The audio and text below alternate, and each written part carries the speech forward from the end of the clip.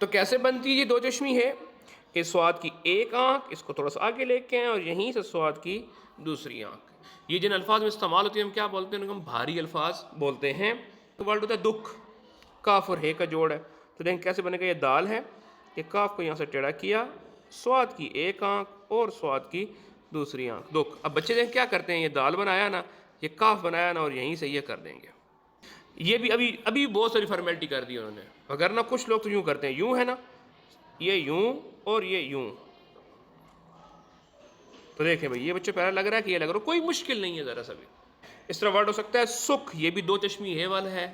تو کیسے کریں گے؟ یہ سلج کی طرح کا ہے بالکل، صرف یہاں پہ درمیان میں جیم ہے، یہاں پر جیم نہیں آئے گا. تو کیسے ہوگا؟ سین الف سا کا جوڑ ہے، یہاں سے زیر والا جوڑ، اور یہاں سے دو چشمی ہے. تو یہ ہمارے پاس کیا ورڈ گیا؟ بن گیا سکھ. یہاں پر دال کے اوپر پیش کے ساتھ دکھ.